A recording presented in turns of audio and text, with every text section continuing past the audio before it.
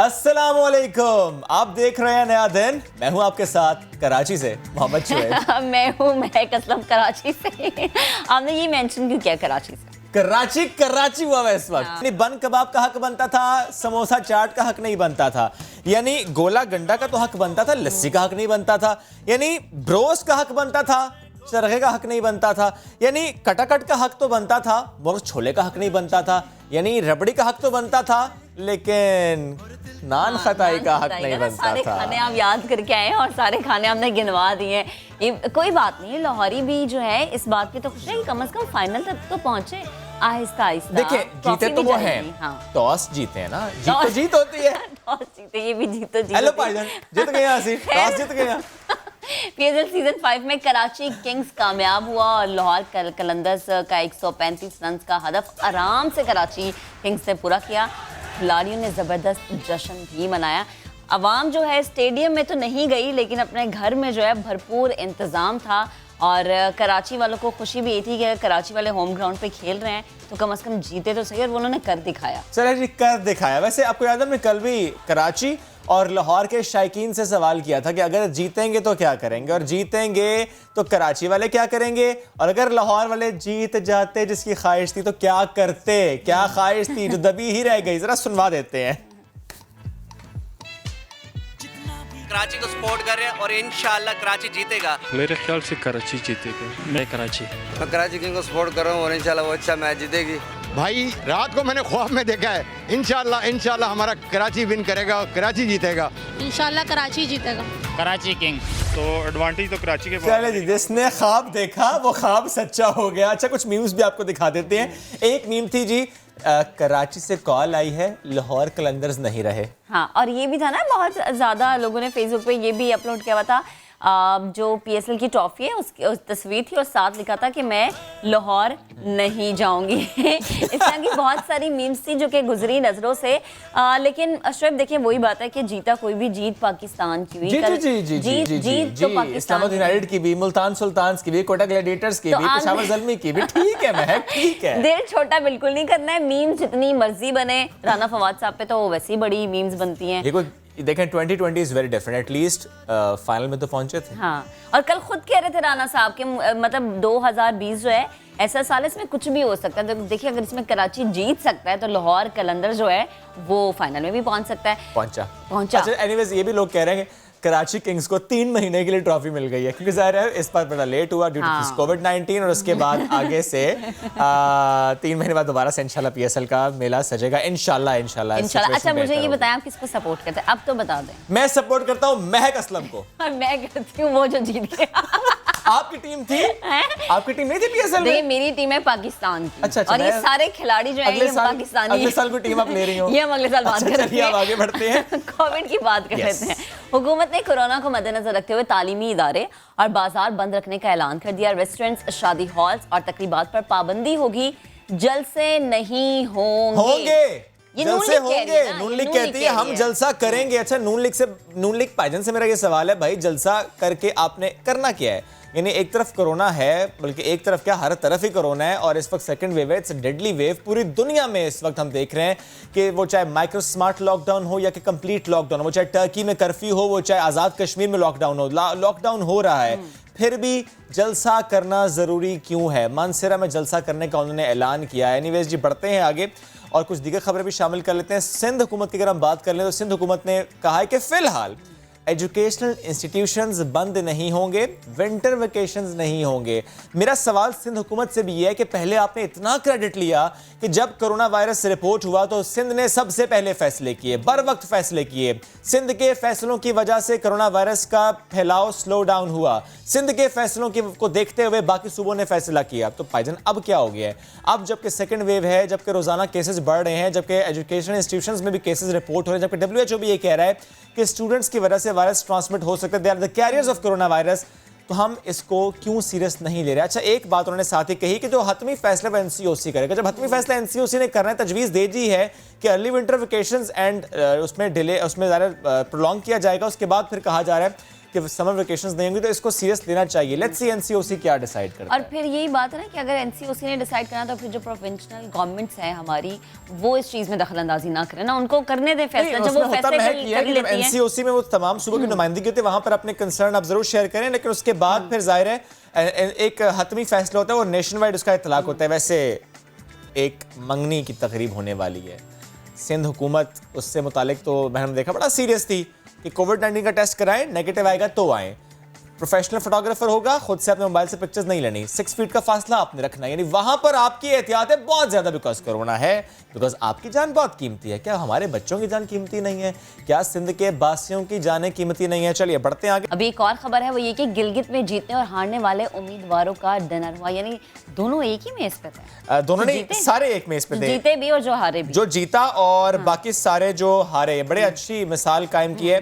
गिलगित बल्तिस्तान का I think ये हल्का था 13 दियामिर का, और यहाँ के तमाम जो उम्मीदवार थे हारने वाले, वो उसके साथ बैठे खाना खाते और जीत गए। अच्छा देखिए कि बाहर तो लड़ते हैं जो पॉलिटिकल पार्टी के यानी सरबराह हैं, लेकिन जो कैंडिडेट्स थे they are very happy sitting together eating dinner. Bill किसने पे किया ये तो आप भी जानते होंगे किसने पे करना था। क्या बताएं? जो जीता ऑफ कोर्स। चलें, जीत में इतना तो बनता है ना। ये देखें, ये मुझे पीछे से कह रही हैं ये ट्रीट थी, ये बार-बार मुझे जो आपने अभी तक नहीं दी। नहीं, इंशाल्लाह मैं रोजाना कहती हूँ कि आज खाना खाने चल रहा है, कोई मेरी बात नहीं सुनता। आगे बढ़ते हैं, आज ही चलते हैं। पूरी दुनिया का चक्कर लगा ले। चल लगा लेते। ब्राजील से खबर है, जहां पर जल्दी बीमारी में मुब्तला होकर पूरा घर एक ही तरह से मुतासर हो गया। तमाम उनकी यही बीमारी घर के एक बच्चे के लिए मॉडलिंग कॉन्ट्रैक्ट की वजह बन गई है। अब वो बच्चा जिसके चेहरे पर पैदाइशी तौर पर जिसमें सफ़ेद धब्बे हैं जो उनके माथे पर भी मौजूद हैं, जबकि इसी वजह से बाल भी इसी तरह सफ़ेद होना शुरू हो गए, जो कि एक डिज़ाइन की शक्ल इख्तियार कर गए हैं। इस घराने ने अपना एक इंस्टाग्राम अकाउंट बनाया और होता ये कि वहाँ अपनी तस्वीर अपलोड की जाती हैं तो खिलाफे तवक्को उन्हें मॉडलिंग का कॉन्ट्रैक्ट मिल जाता है। They all are very beautiful। चलिए बढ़ते हैं आगे, दुबई एक्सपो की बात करते हैं। और दुबई एक्सपो की तारीख में पहली मरतबा पाकिस्तान एक्सपो 2020 के दौरान 7000 साल पुरानी तहजीब की नुमाइश करेगा, जिसके लिए पाकिस्तानी पवेलियन की तैयारी जारी है। इस पवेलियन पर 28.72 मिलियन डॉलर लागत आई है। गर्मा गर्मी अगर आपको मिल जाए ना, बड़ा ही मजा आता है। सूप हो, तवा चिकन हो, चरसी टिक्का हो, गुजरांवाला के चिड़े हो। और आपने इस कभी समय चिड़े खाए हैं? मैंने बिल्कुल खाया, मुझे बहुत पसंद मैं है। हमेशा ये सवाल करता हूँ, ये उन चिड़ों में से निकलता क्या है? इतना मजे कितने लजीज होते हैं। आप कभी गुजरांवाला अगर जाएं, लेकिन चिड़े गुजरांवाला नहीं मतलब उस चिड़े के अंदर से निकलेगा क्या? मैं खाने की चीज निकलेगी और क्या निकलना है। इतना चुन्ना सा कोई उस बेचारे का मीट होगा। वो चुन्ना सा ही बहुत ज्यादा लजीज होता है और बहुत महंगा भी होता है। चलिए खैर, ठीक मुख्तलिफ हो गया शहरों में जो है वो शहर जो है तो। मुख्तलिफ शहरी जो है वो एंजॉय भी कर रहे हैं। कराची से हमें कौन अपडेट कर रहा है? खुर्शीद आलम के कराची वाले किस चीज को ज्यादा एंजॉय कर? खुर्शीद हमें लेकर जाएंगे मुख्तलिफ शहरों में हाँ। और रिपोर्टर्स हमें ज्वाइन करेंगे। चलिए खुर्शीद की तरफ पहले चलते हैं।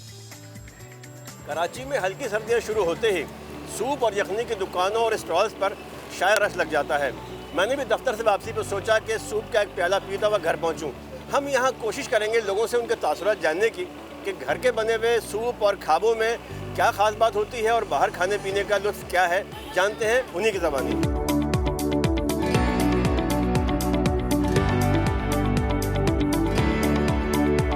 अब ये जो पी रहे हैं कि इसका टेस्ट अलग है, घर के टेस्ट में जो है वो बनाते हैं वो मुख्तलिफ होता है अलग। घर में सूप का अलग जायका है, यहाँ का एक अलग जायका है। यहाँ की बात और कुछ है, बाहर घर वालों की फैमिली साथ बैठ के पीने की सूप और को बात ज़्यादा है। और यहाँ का सूप माशाल्लाह बहुत अच्छा है, हमेशा से हम आते हैं, बहुत पुराने हैं, ये बहुत अच्छा सूप बनाते हैं। बहुत अच्छा लग रहा है। अब जैसे कि कल से तो कुछ ज़्यादा ही हवा चलने लग गई है, तो गर्मा गर्म कुछ होना चाहिए, तो इसलिए एंजॉय करने आ गए हैं ऑफिस से डायरेक्ट अब सूप पीने। ये पिछले साल हम लोगों ने कितने का पिया? 40 रुपए का। अब यकदम इन्होंने कर दिया 80 रुपए का।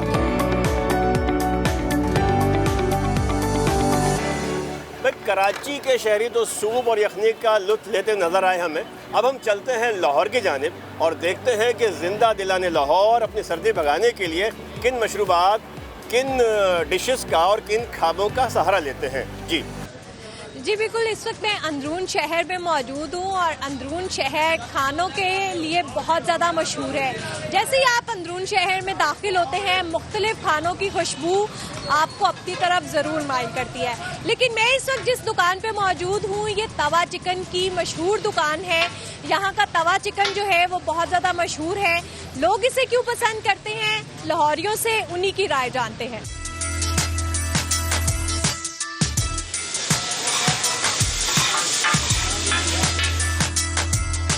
काफ़ी अरसे से ये खाते आ रहे हैं।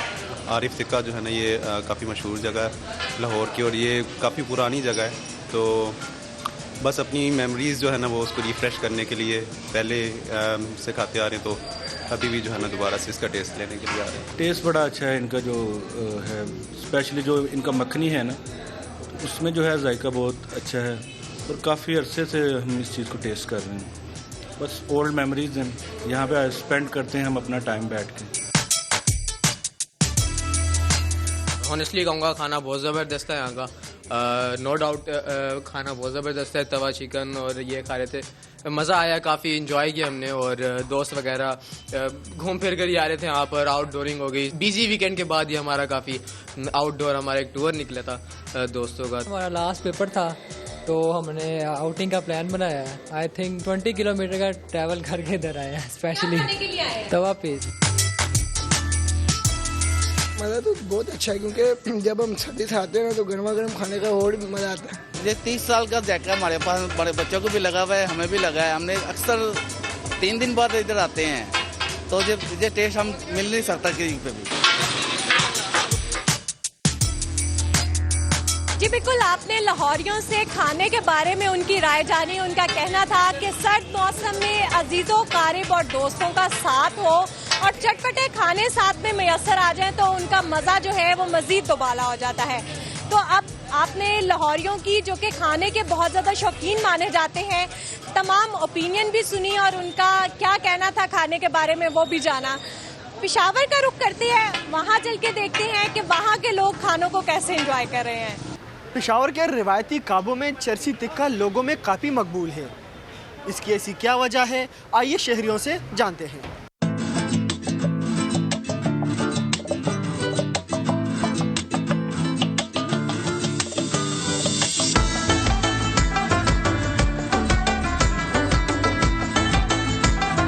इधर का टेस्ट ही अलग है, स्वाद इसका बहुत अलग है कि जिसकी वजह से यहाँ पे हम नमक मंडी में आते हैं। पार्सल घर वालों के लिए भी साथ लेके जाते हैं और यहाँ पे अगर फ्रेंड्स के साथ दोस्तों के साथ आते हैं तो इधर भी खाते हैं उनके साथ।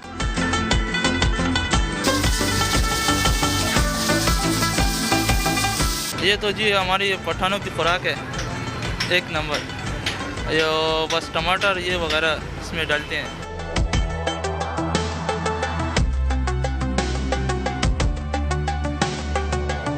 हम लोग कराची से आए थे बाय रोड। हमने बड़ा सुना था कि पेशावर में का चरसी टिक्का बड़ा मशहूर है, तो आज हम यहाँ आ भी गए तो हम देखेंगे अब क्या चरसी टिक्के की क्या स्पेशलिटी है।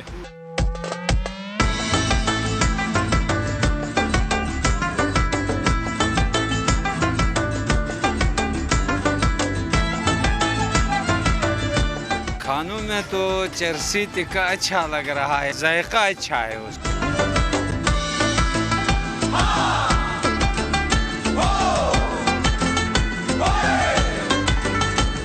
ये पेशावर आ जाएं और नमक मंडी का चक्कर न लगाएं और चरसी टिक्का शॉप का वो जायका का वो मज़ा न लें तो ये हो नहीं सकता है। तो हम चूँकि कोस्तान से आए थे तो हमने कहा कि नमक मंडी का चक्कर करते हैं और चरसी के मज़े लेके जाते हैं वापस।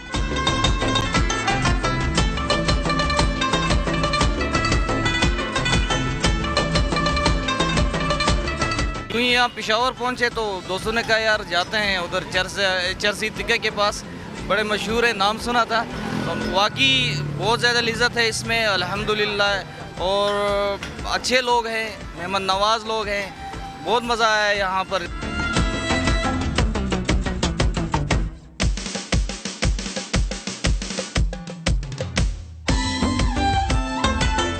सिर्फ पेशावर के ही नहीं बल्कि दीगर इलाकों के लोग भी पेशावर के मशहूर चरसी टिक्का खाने आते हैं। आइए अब चलते हैं कोयटा की जानिब और वहाँ के मशहूर पकवान के बारे में जानते हैं। जी बिल्कुल, कोयटा में सर्दी जो है इन दिनों अपने जोबन पर है हालिया बारिशों के बाद और पारा नुक्ता इंजमात से गिरा हुआ है। ऐसे में चटपटे खानों की डिमांड भी बढ़ चुकी है, जैसे सज्जी शहरी इस मौसम में क्यों पसंद करते हैं और ये तैयार कैसे होती है, आइए आपको दिखाते हैं।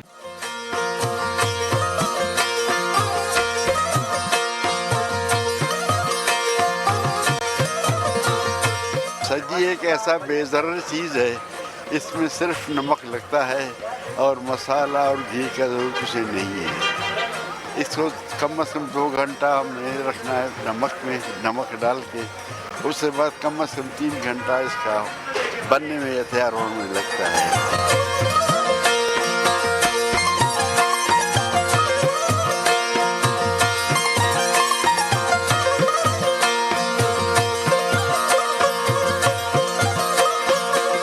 कोयटा में आपको पता है सर्दी ज़्यादा होती है, तो इस वजह से जो है ना सज्जी की डिमांड भी बढ़ जाती है। और हम जो है ना बस जैसे ही सर्दी बढ़ती है तो इंशाल्लाह 2-3 चक्कर लाजमी जो है ना सज्जी के लगा लेते हैं। चाकर आज़म के दौर से ये सज्जी चलता आ रहा है। खुसूसन सर्दियों में अगर हमारे लोग निकलते हैं इसका खाने के लिए तो बहुत मज़ा आता है सर्दी में।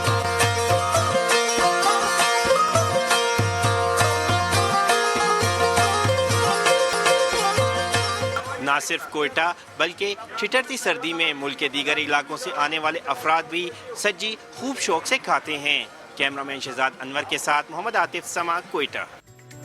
ये तो थी ख्वाबों की बात, लेकिन अब जब ब्रेक से हम वापस आएंगे तो हम जिक्र करेंगे कि पाकिस्तान के हर शहर में जो मौजूद हॉस्पिटल्स हैं, जो आइसोलेशन फैसिलिटीज़ हैं, क्वारंटीन सेंटर्स हैं, जिससे मुतालिक हमने वेव 1 में बहुत बात की थी, टेस्टिंग कैपेसिटी की बहुत बात की थी, वेंटिलेटर्स कितने मौजूद हैं इसकी बात की थी, कहाँ पर कितनी कैपेसिटी है इसकी बात की थी। सेकेंड वेव में क्या हम तैयार हैं, इसकी बात करेंगे ब्रेक के बाद। हमारे साथ रहिए।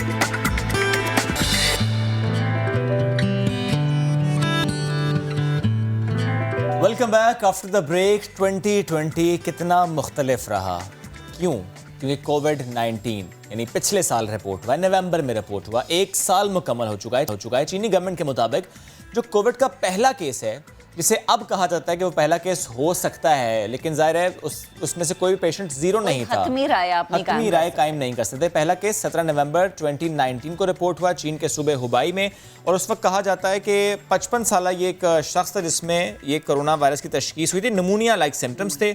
4 मर्द और 5 खवातीन थी जिनमें इन्फेक्शन हुआ था, लेकिन इनमें से किसी को भी पेशेंट जीरो नहीं कहा जाता, क्योंकि जो पहला केस जिसे कोविड-19 का केस कहा जाता है, That was reported on 31st of December 2019। Officially ये चाइना की तरफ से कहा गया था। बिल्कुल, और मुतासरीन में से बेशतर अफराद वुहान की मछली मार्केट से ख़रीदारी करने पर वायरस की लपेट में आए थे। ये भी जो है चीनी गवर्नमेंट की तरफ से ही इंकशाफ किया गया। तो आप हतमी तौर पर नहीं कह सकते कि जो पहला केस था वो आया इस तारीख को रिपोर्ट हुआ था, यानी कई हफ्ते वो कहते रहे कि नमूनिया। बाद में फिर इसको एक नाम दिया कोविड-19 का। खैर, अब अगर पाकिस्तान की बात करें तो मुल्क भर में 1 माह के दौरान कोरोना केसेस में इजाफा हुआ है। सिंध में 1 माह के दौरान 15,054 केसेस रिपोर्ट हुए हैं, 177 अमवात हुई हैं, जबकि 10,758 अफराद सेहतयाब भी हुए हैं। और अगर हम पंजाब की बात करें, आबादी के लिहाज से सबसे बड़ा सूबा, जहां पर 9,622 केसेस रिपोर्ट हुए, 204 अमवात हुई और 700 अफराद सेहतयाब हुए, जबकि बलूचिस्तान में 1 माह के दौरान 805 केसेस रिपोर्ट होते हैं। अमवात की तादाद जो है 603 है और 10 है, जबकि सेहतयाब अफराद जो है वो 603 है। और KPK में 1 माह के दौरान 4,017 केसेस रिपोर्ट हुए, 50 अमवात रिपोर्ट हुई हैं और जो सेहतयाब हुए हैं उनमें 2,249 अफराद शामिल है। तो ये पूरे पाकिस्तान में जो फिगर्स इस वक्त चल रहे हैं कोविड के हवाले से, कौन कितने सेहतयाब हुए, कितने लोग हैं जो कि मौत के मुंह में गए, या कितने लोगों को कोरोना केसेस हुआ, वो हम आपको बता रहे थे। तो पाकिस्तान की सूरत हाल भी इंतहाई अलार्मिंग है, क्योंकि लोग एहतियात नहीं कर रहे हैं, केसेस बढ़ते जा रहे हैं। गुज़श्ता माह फिर उससे पहले वाले महीने में अगर हम कंपेयर करें तो वो बढ़ रहे हैं, कम नहीं हो रहे हैं। बिल्कुल ऐसा ही है। ज़रा इस वक्त सेकंड वेव है। जब हम बात कोरोना वायरस की सेकंड वेव की कर रहे हैं, और हम साथ साथ ये जिक्र भी करते हैं कि किस तरह पाकिस्तान ने अब यानी कोरोना की इस सूरत हाल को देखते हुए अपने सिस्टम को जैसे अपग्रेड किया, अपलिफ्ट किया, बेहतर किया, और अब हमने मेडिकल आलात की जो प्रोडक्शन है उसमें इतनी कामयाबी हासिल की कि हम एक्सपोर्ट की तरफ बढ़ गए। हमने कल भी फवाद चौधरी साहब से इससे मुताल्लिक गुफ्तगू की थी। अब वो आलात एक्सपोर्ट कर रहे हैं, लेकिन सवाल ये है कोविड-19 की इस सेकेंड वेव में हमारे क्वारंटीन सेंटर्स, हमारे आइसोलेशन सेंटर्स, हमारे हॉस्पिटल्स में वेंटिलेटर्स, क्या हम तैयार हैं? क्योंकि सेकेंड वेव में अगर ज़्यादा मरीज़ हॉस्पिटल्स में जाते हैं और हॉस्पिटल्स में दबाव बढ़ता है, क्या हमारा हेल्थ सिस्टम उस दबाव को बर्दाश्त करने के काबिल है? जो पहली वेव में हमने सिस्टम को बेहतर किया, क्या उसका फ़ायदा सेकेंड वेव में होगा? या कि जिस तरह की सेकेंड वेव हमें देख रहे हैं, जिस तरह केसेस में इजाफा हो रहा है, तो कहीं ऐसा ना हो कि हेल्थ सिस्टम कोलैप्स कर जाए? क्योंकि वेव 1 में भी यही खदशा था और इसी का इजहार डॉक्टर्स ने किया था, इसी का इजहार अस्पतालों की तरफ से किया गया था। तो हम ज़रा ज़रा जिक्र कर लेते हैं मुख्तलिफ शहरों का। कराची में आपको लेकर चलते हैं पहले कि यहाँ पर इस वक्त कितने वेंटिलेटर्स फ्री हैं, कितने वेंटिलेटर्स पर इस वक्त कोई ना कोई कोविड-19 का पेशेंट है। मुदस्सिर नज़ीर ने हमें ज्वाइन किया, उनसे बात करते हैं। जी मुदस्सिर। कोरोना वबा फिर फैल रही है, अस्पताल फिर मरीजों से भर रहे हैं, मगर इस बार सूरत हाल इतनी गमगीर नहीं, क्योंकि अस्पतालों में दी गई सहूलियात पहले की निस्बत बहुत बेहतर हैं। रोज़ाना कितने केसेस रिपोर्ट हो रहे हैं और कितने अफराद इस मर्ज से जान से हाथ धो बैठे हैं, आइए आपको बताते हैं। कोरोना के वार शहरी होने लगे फिर वबा का शिकार। सिंध ने गुज़िश्ता 24 घंटों में मजीद 12,430 नमूने टेस्ट किए गए, जिसमें 904 नए केसेस सामने आए। सूबे में अब तक कोरोना के 8,32,857 टेस्ट किए जा चुके हैं। अब तक 1,57,432 केसेस सामने आ चुके हैं। गुज़िश्ता रोज मजीद 400 मरीज सेहतयाब हुए। मुजमुई तादाद 1,47,652 हो गई, जबकि मजीद 9 मरीज इंतकाल करने से तादाद 2,760 तक पहुँच गई है। कोरोना मुतासरा 422 मरीजों की हालत तशवीशनाक बताई जा रही है। कोरोना की पहली लहर में वेंटिलेटर्स की शदीद कमी देखी गई, लेकिन अब इसकी क्या सूरत हाल है, आइए आपको बताते हैं। जब कोरोना आया तो मरीजों को वेंटिलेटर्स की तलाश के लिए मुश्किलात का सामना करना पड़ा, मगर अब सरकारी अस्पतालों में वेंटिलेटर्स की तादाद में कमी नहीं। जी हाँ, कराची में वेंटिलेटर्स की तादाद 1,025 है, जबकि हैदराबाद में सिर्फ 50 वेंटिलेटर्स मौजूद हैं। कराची में 624 और हैदराबाद में 21 वेंटिलेटर्स पर दीगर अमराज के मरीज मौजूद हैं, जबकि कराची में 365 और हैदराबाद में 20 वेंटिलेटर्स खाली हैं। कोरोना वबा पर काबू पाने के लिए सिंध हुकूमत की कोशिशें अपनी जगह, मगर अवाम को भी एहतियाती तदाबीर पर अमल करना होगा। ये तो थी कराची की सूरत हाल। लाहौर की सूरत हाल जानने के लिए वहाँ का रुख करते हैं। ये तो जानिए आपने कराची की सूरत हाल। लाहौर में भी सूरत हाल कुछ मुख्तलिफ नहीं है। कोरोना वायरस के केसेस में इजाफा होते ही लाहौर के सरकारी और निजी अस्पतालों में मरीजों की तादाद में इजाफा देखने में आ रहा है। इस वक्त लाहौर के सरकारी और निजी अस्पतालों में 231 मरीज जेरे इलाज हैं। 119 सरकारी अस्पतालों में, जबकि 112 मरीज लाहौर के निजी अस्पतालों में कोरोना के वार्ड्स में जेरे इलाज हैं। आज से ठीक एक हफ्ते पहले की बात करें, लाहौर के अंदर 140 मरीज सरकारी और निजी अस्पतालों में जेरे इलाज थे।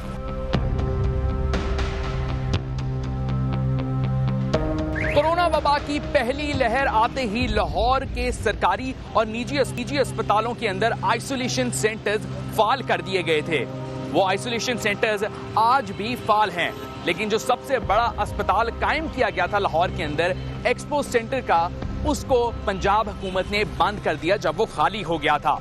कोरोना एक्सपर्ट एडवाइजरी ग्रुप ने ये सजेशन दी थी कि जिन मरीजों की हालत ज्यादा नाजुक नहीं है उनको सरकारी या निजी अस्पतालों के अंदर दाखिल नहीं किया जाएगा। सिर्फ उन मरीजों को जिनको बहुत ही ज्यादा तबीयत नासाजी का मामला पेश आ रहा है, उन मरीजों को आईसीयू और वेंटिलेटर्स के ऊपर रखा जाएगा। इसीलिए आइसोलेशन सेंटर्स के अंदर मरीजों की तादाद लाहौर के सरकारी अस्पतालों में इसलिए भी कम है क्योंकि ज्यादा लोग घरों में ही करंटीना कर लेते हैं। कोरोना वबा की पहली लहर और अब दूसरी लहर के दौरान भी लाहौर के अस्पतालों के अंदर 187 वेंटिलेटर्स कोरोना वायरस के मरीजों के लिए मुख्तस किए गए हैं।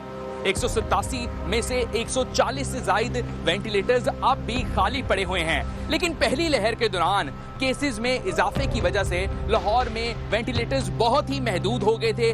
अक्सर सरकारी अस्पतालों के अंदर वेंटिलेटर्स मिलना बहुत मुश्किल हो गया था। इस वक्त पंजाब के अंदर रोजाना की बुनियाद पर 11,000 से ज्यादा कोरोना वायरस के टेस्ट किए जा रहे हैं। अब चलते हैं इस्लामाबाद की जानिब और जानते हैं कि वहां पर क्या सूरत हाल है। लाहौर की सिचुएशन हमने जानी। जैसा कि हम जानते हैं कोरोना का दूसरा हमला पहले से भी शदीद है। वफाकी दारुल हुकूमत में सूरत हाल क्या है, सरकारी और निजी अस्पतालों की तैयारी क्या है, जायजा लेते हैं। इस्लामाबाद में 1 नवंबर से 17 नवंबर तक यौमिया होने वाले टेस्टों में कम से कम 1917 और ज्यादा से ज्यादा 7240 तक किए गए। मजमूई तौर पर 17 रोज में 84,922 टेस्ट हुए, जिनमें 4,626 मुस्बत निकले। सबसे कम केसेस 119 2 नवंबर और सबसे ज्यादा 461 15 नवंबर को रिपोर्ट हुए।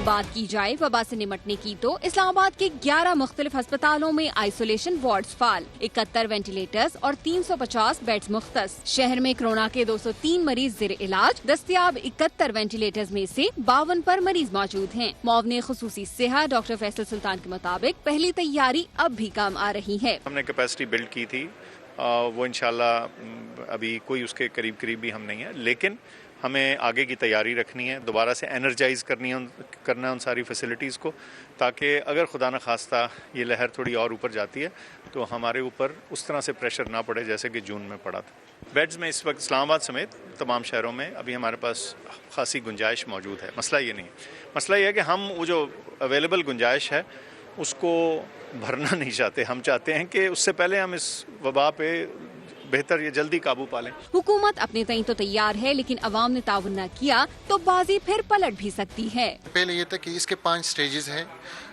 एसिम्टोमेटिक है, माइल्ड है और मॉडरेट है, लेकिन इस टाइम जो मरीज आ रहे हैं वो सीवियर एंड क्रिटिकल पेशेंट है, यानी ये मरज़ इस दफ़ा बहुत शिद्दत के साथ हमलावर हो रहा है। एक वक्त आएगा कि बेड्स न मिलने की वजह से लोगों की डेथ हो जाएगी, लोगों को ऑक्सीजन नहीं मिलेगा, क्योंकि oxygen is the first treatment. आप मास्क का इस्तेमाल करें, आप जो है हाथ की सफाई का ख्याल रखें। SOPs पर अमल में कोताही पर सूरत हाल बेकाबू होने के संगीन खतरात लाहक। माहिरीन कहते हैं कि एहतियात उतनी करना होगी कि नौबत सारी तैयारियां आजमाने तक भी ना पहुँचे।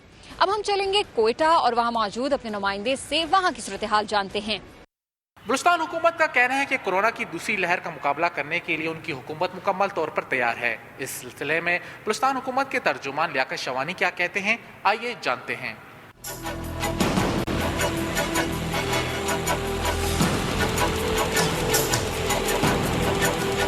जितने बलूचिस्तान में हॉस्पिटल्स हैं उसको हमने फ़ाल किया, मुतहरिक किया। डॉक्टर साहिबान से भी गुजारिश कर ली है कि सेकंड लहर का ख़तरा है, और वैसे भी केसेस बढ़ना शुरू हुए हैं। नवंबर में हमने 8,500 अब तक टेस्ट कंडक्ट किए हैं, जिनमें 522 केसेस जो है वो पॉजिटिव रिपोर्ट हुए, जो 6.2% बनते हैं, जबकि पिछले महीने इन्हीं अय्याम में जो शरह थी केसेस के बढ़ने की वो 2.1% था, यानी पिछले महीने के मुकाबले में 3 गुना कोरोना के केसेस में नवंबर में इजाफा हुआ है।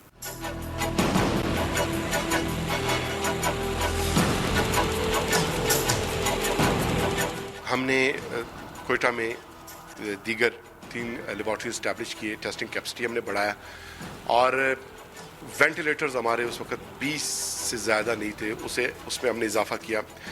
आइसोलेशन फैसिलिटीज़ तो जाहिर है एक भी नहीं था, पहला कोई ऐसा वबा था जिसका हमें सामना था, तो आइसोलेशन फैसिलिटीज़ अब तक हम 96 को इस्टेब्लिश कर चुके हैं, जो 2148 बेडेड उसमें फैसिलिटीज़ मौजूद हैं, और 2148 जो कोविड के इस तरह की। लियाकत शहवानी से भी उन्होंने गुफ्तगू की, और हमारे मुख्तलिफ नुमाइंदगान मुख्तलिफ शहरों की सूरत हाल से मुताल्लिक हमें अपडेट करते हैं। कोविड-19 की जब हम बात करते हैं तो अब कुछ म्यूटेशंस की खबरें भी आती हैं, और अभी हम ये भी देख रहे हैं कि सेकेंड वेव में इसका असर कुछ मुख्तलिफ है, इसके अलामात कुछ मुख्तलिफ है। क्योंकि हम पहले समझते हैं बुखार बहुत ज़्यादा तेज़ है, आपके जिस्म में दर्द है तो आपको ये लगता है कि आपको कोविड है। अच्छा चले गले में दर्द है तो आप ही समझ रहे हैं कि आपको अपना टेस्ट करा लेना चाहिए। गले का दर्द खत्म होता है तो यानी कोरोना खत्म हो जाता है, ऐसा नहीं है। या फिर इसकी अलामात अब मुख्तलिफ हो गई हैं। जैसे उस दिन हमें डॉक्टर भी बताते कि अब जो एज है सिर्फ बड़ों में नहीं बल्कि बच्चों में भी हो रहा है, नौजवानों में भी हो रहा है। और कुछ जगहों पर हमने ये भी देखा है कि बाज़ पेशेंट्स उनका PCR टेस्ट नेगेटिव आता है, लेकिन जब एक्सरे हो या CT स्कैन हो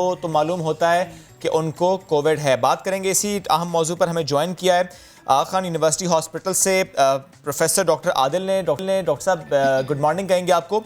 थोड़ा सा बताइएगा सर कि ये जो मैंने भी आखिर में बात की कि बहुत से ऐसे पेशेंट्स अब रिपोर्ट हो रहे हैं जिनका PCR टेस्ट तो नेगेटिव आता है, लेकिन जब क्लिनिकल इंडिकेशंस देखें, जब उनकी मजीद इन्वेस्टिगेशन हो, that means x-ray and CT scan, तो मालूम ये होता है कि कोविड-19 हुआ है उन्हें, उनके ऑर्गन्स मुतासर हुए हैं, they need medication, they need hospitalization. Assalamu alaikum, and thank you so much for having me back on your show. First of all, I'm grateful that you're paying good attention to this. And अगर देखें पहली जब लहर आई थी Covid की, उसमें media ने और आप जैसे कोरेस्पॉन्डेंट्स ने काफ़ी ज़्यादा लोगों को अवेयरनेस दी थी और मेरे ख्याल से उससे बहुत फ़ायदा हुआ था। अभी भी जो है इस वक्त अवेयरनेस की बहुत बहुत ज़्यादा ज़रूरत है। और जो आप बात कर रहे हैं अबाउट किस तरह से ये मर्ज फैलता है और ये मर्ज किस तरह से डायग्नोस होता है, ये बात बिल्कुल ठीक है। ये जो है जो पहला टेस्ट लोग कराते हैं कभी कभार बहुत अर्ली करा लेते हैं अपने इंक्यूबेशन पीरियड में, उस वक्त इतना ज़्यादा वायरल लोड नहीं होता तो टेस्ट पॉजिटिव नहीं आता है। इसलिए जो है बहुत सारे लोग आपने देखा होगा डॉक्टर कहते हैं कि जब आप पहला एक टेस्ट कराते हैं उसके बाद फिर इंक्यूबेशन पीरियड के बाद कुछ कभी कभार 7 दिन के बाद फिर कराना पड़ता है test. Of course test is not 100%, even the PCR test, so you have to, अगर किसी को क्लिनिकल सिम्टम्स हो सकता है उनको कोविड हो, इवन दो उनका पहला टेस्ट नेगेटिव है, बाद वाला टेस्ट बहुत लोगों का फिर पॉजिटिव आ जाता है। So it's a technical thing and very important कि जो डॉक्टर हैं उनको फॉलो करें। ये बात तो समझ आ गई सर, लेकिन मुझे बताएं कि क्या ये ऑब्जर्वेशन है सेकंड वेव में कि वेव 1 में जिस तरह पेशेंट्स रिपोर्ट हो रहे थे जो क्लिनिकल इंडिकेशंस थी, क्या वेव 2 में एग्जैक्टली वैसा है? क्या उसी तरह की एज ब्रैकेट्स उसी तरह के सिम्टम्स के साथ आ रही हैं या कि नहीं, ये जरा ज्यादा डेडली साबित हो रही है? देखिए अभी जो है ना वी नीड टू गेट ज्यादा इसके लिए डेटा चाहिए टू टेल कि ये एग्जैक्टली ज्यादा डेडली है या फिर ये एपिडेमियोलॉजिकल फैलेसी है। लेट मी एक्सप्लेन दिस थोड़ा सा। देखिए अब ये माशाल्लाह कोविड के बारे में सबको बहुत ज्यादा अवेयरनेस है। सबको पता है कि इसके जो माइल्ड सिम्टम्स होते हैं वो घर पे किस तरह से ट्रीट किए जाते हैं। लोगों ने घरों पे ऑक्सीजन मीटर्स भी रखे हुए हैं। बहुत सारे लोग, बहुत सारे अच्छे डॉक्टर जो हैं टेली कंसल्ट के जरिए घर पे लोगों को ट्रीट कर रहे हैं। तो जब तक जो मरीज अस्पताल आ रहे हैं ना, वो काफी बीमार मरीज अस्पताल आ जा रहे हैं। तो ये पता नहीं है कि क्या ये बिकॉज ये बहुत ज्यादा नई ये वायरस म्यूटेट हुई और लोग ज्यादा बीमार हो रहे हैं, या फिर ये है कि अस्पताल में सिर्फ वही लोग आ रहे हैं जो कि बहुत ज्यादा बीमार हो रहे हैं, जो कि हो सकता है कि ये सेकंड जो मैं लैटर बात कर रहा हूँ वो हो रहा है। तो इस वक्त अस्पतालों में डेफिनेटली काफी बीमार मरीज हैं और अनफॉर्चुनेटली ये वायरस जो है कंटिन्यूज टू बी डेडली। देखिए रोज आप सुनते हैं कि ये जनाब अगर जैसे कि 2500 केसेस हुए तो उसमें आपने डेडली जो जितने लोगों के हलाक हुए हैं पर डे स्टेटिस्टिक्स भी आपके सामने, ये सब चीज़ें बिल्कुल सच हैं। एंड इसलिए मैं आपको एक बचाव का बहुत कीमती तरीका बताना चाह रहा हूँ। उसके लिए आपके पास वक्त है? जी प्लीज सर। देखिए एक नंबर याद रखिए, 15 मिनट। ओके, देखिए सबसे इंपॉर्टेंट चीज़ ये है कि आप इसको स्प्रेड ना करें और अगर कोई आप किसी से उसको स्प्रेड ही भी ना हो क्योंकि आपको स्प्रेड करें। इसका सबसे आसान तरीका ये है कि अगर आप किसी से मिलते हैं ना और 15 मिनट तक उनसे बगैर मास्क के 6 फीट के कम फासले पे मिलेंगे तो फिर आप एक्सपोज हो जाते हैं। इसलिए बेहतर ये है कि आप कम से कम जो है सारा वक्त या तो मास्क पहने, ठीक है, और अगर आप 15 मिनट किसी से ज़्यादा मिलेंगे ना बगैर मास्क के तो फिर आप एक्सपोज हो जाएंगे। तो जो भी आपको करना हो वो आप इस तरह से करें कि या तो मास्क पहन के करें, और सपोज नहीं बहुत सिंपल सी चीज़ है, सपोज अगर आपने ऑफिस में किसी को मिलना है, जैसे मेरे ऑफिस में कोई आया ना, तो आसान तरीका ये है कि बजाय ये कि मैं बिल्कुल उनके साथ बैठ जाऊं और मास्क ना पहनूं, मैं थोड़ा सा दूर बैठ जाऊं, 6 फीट दूर, और मास्क पहन के उनको मिल लूं। क्योंकि देखिए इस वक्त काम तो हो रहे हैं सारे, तो हमें अपने आप को बचाना है, ठीक है। तो हम 6 फीट दूर बैठ जाएं और मास्क पहन लें। अच्छा सपोज अगर हमने किसी से मिलना है, अच्छा भाई अब जरा काफ़ी देर बात कर रहे हैं, काम करना है, हमने चाय भी पीनी है, तो बजाय ये कि आप देखें मौसम बहुत अच्छा हो रहा है, बाहर चले जाए। बाहर जो है जब हवा वगैरह चलती है तो फैलने का कम अंदेशा होता है। बाहर जाएं, दूर बैठें, जल्दी से बस अगर चाय पीना फिर वापस मास्क पहन लें। 15 मिनट से कम रखें जो भी एक्सपोजर है, ठीक है, इससे जो है कम से कम जो है फैलाव होगा। यानी 15 मिनट आप मार्जिन रखें। अच्छा डॉक्टर साहब एक और चीज़ बताएं कि जो सेकंड वेव है इसमें बच्चे भी मुतासिर हो रहे हैं, क्योंकि पहली वेव में तो हमने ये देखा कि बच्चों को ये वायरस उतना हिट नहीं कर रहा, अब बच्चे इस दफ़ा मुतासिर हो रहे हैं, ऐसे भी कोई केसेस रिपोर्ट हुए हैं? देखें पहले वाले में भी बच्चे मुतासिर हुए थे, जस्ट ये था कि कम नंबर के हिसाब से। अब ज्यादा है सर? अब थोड़ा सा ज्यादा टिकअप हुआ है, मगर आई थिंक कि हमें इसका 30 डे रोलिंग एवरेज देखना पड़ेगा बिफोर वी से कि जी बच्चों में। और सर इसकी ज्यादा रीजंस क्या हो सकती हैं? क्या ये एक रीजन है दिस वेदर, और क्या एक रीजन है कि ज़ाहिर है बच्चे जिन बच्चों की पहली सर्दियां होती हैं या दूसरी सर्दियां होती हैं, ज़ाहिर है वो मुतासर होते हैं, वायरल इन्फेक्शंस उनको होते हैं? बिल्कुल, देखिए वेदर का डेफिनेट इम्पैक्ट है, और मैं इसलिए लोगों को कहता हूँ कि बहुत इंपॉर्टेंट है कि अलॉन्ग विद कोविड जो दूसरे जो डिजीजेस हमारे साथ आती हैं वो गायब तो नहीं हो रही। सो फॉर एग्जांपल फ्लू जो है, इन्फ्लुएंजा वैक्सीन लगवाना जो है इस वक्त सबसे ज़्यादा इंपॉर्टेंट चीज़ है। मैंने लिटरली परसों लगवाया इन्फ्लुएंजा वैक्सीन और अभी हमारे वैक्सीन आ गए हैं, तो मैं लिटरली कल अपने बच्चों को लाके सबको वैक्सीन। सर, इससे मुताल्लिक कुछ खबरें ये भी थी कि कुछ हॉस्पिटल्स में वो वैक्सीन अवेलेबल नहीं है, बूस्टर्स अवेलेबल नहीं है, फ्लू वैक्सीन अवेलेबल नहीं है। Is it true?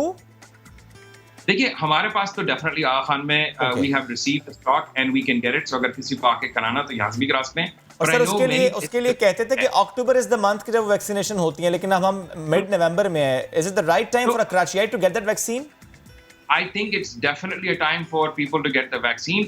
अगर अक्टूबर में होता तो बेहतर होता ऑफ कोर्स, मगर अगर आपने अभी तक नहीं लगवाया वैक्सीन तो प्लीज आज ही लगवाइए। यानी ये बहुत जरूरी है, ये बहुत जरूरी है कि इस वक्त बच्चों को वो फ्लू वैक्सीन लगाई जाए, क्योंकि बच्चे ज्यादा मुतासर होते हैं। जी जी, देखिए बच्चों को एंड वेरी इंपॉर्टेंटली बड़ों को भी, यानी सबको लगवानी चाहिए। ठीक। अच्छा, एक और जो इम्पोर्टेंट चीज है मैं जल्दी से कि डेंगी भी सर्च कर रहा है। अभी हमारे पास ऐसे मरीज भी आए हैं जो हमारे पास आते हैं और हम उनको देखते हैं और we have to figure out कि उनको कोविड हुआ है। बाद में फिर फिगरिंग आउट डेंगी के सिम्टम्स भी, एंड देन टर्न्स आउट कि एक्चुअली डेंगी है। सर, क्या ऐसा कोई केस रिपोर्ट हुआ है डेंगी भी हो और कोरोना भी हो? एक्चुअली टू सी स्पेसिफिकली मेरे नजर में इस वक्त नहीं है कोई केस इस तरह का, बट डेफिनेटली हो सकता है। एक बात और, अगर 100 केसेस आज रिपोर्ट हो रहे हैं कोरोना के, क्या उसमें से 10% 15% ऐसे हैं जो वो केसेस हैं जिनको पहले भी कोरोना हुआ था? देखिए, ये 10-15% का नंबर बहुत हाई है। अच्छा, मोस्टली लोगों को पहली मरतबा कोविड हो रहा है, तो देखिए we're only a few months into the understanding of this disease, मगर डेफिनेटली वर्ल्ड वाइड रिपोर्ट हुए केसेस जिनको सेकंड टाइम हुआ है। तो टेक होम पॉइंट ये है कि अगर आपको कोविड पहले हुआ है उसका मतलब ये नहीं कि आप बिल्कुल इम्यून हो गए, हो सकता है हो जाए। इसलिए आपको भी परहेजी लाजमी है कि वो करें, मास्क पहने और सबकी तरह जिस तरह से दूसरे लोग परहेजी करें आपको भी करना चाहिए अगर आपको कोविड हो, ताकि आपको दोबारा ना हो जाए। ठीक है डॉक्टर साहब, बेहद शुक्रिया, आप गुफ्तगू कर रहे थे और जो चीज़ें बताई और जो 15 मिनट की बात आपने की, उम्मीद है अवाम इसको जहन में रखेगी। अभी खबर है लाहौर से, जहां 9 बच्चे मोटरसाइकिल पर बिठाने का एडवेंचर करने वाले शख्स को चालान का टिकट थमाकर वार्निंग दे दी गई है। 9 बच्चे एक बाइक पर कैसे बैठे, ये आपको हम दिखाते हैं।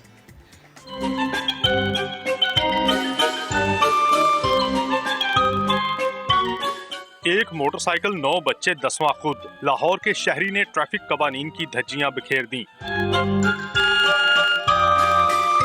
इब्रार नामी शख्स ने मोटरसाइकिल का ऐसा अनोखा इस्तेमाल किया कि कोई हिस्सा खाली ना छोड़ा। बच्चे ऐसे एडजस्ट किए कि देखने वाला दंग रह जाए। ट्रैफिक वार्डन मुदस्सर ने 15 नवंबर को मोटरसाइकिल सवार को लोअर माल के करीब रोका और 300 रुपए का चालान करने के साथ वार्निंग जारी कर दी। बेतरतीबी से उसने सेट किया, वो किसी भी हादसे का बाइस बन सकता था। वो उसको मैंने रोका, मैंने कहा ये आप क्या कर रहे हैं, उसको सर गाइड किया, उसके बाद उसको ट्रैफिक वायलेशन का टिकट दिया सर उसको। ट्रैफिक पुलिस का कहना है कि चंद रुपए बचाने के लिए अपने बच्चों की जिंदगियों को खतरे में मत डालें। एक पैगाम है कि वाकई आप अपनी और अपने बच्चों की जिंदगी को खतरे में मत डालें। अभी हम एक ब्रेक लेंगे, ब्रेक के बाद दोबारा हाजिर होंगे हमारे साथ।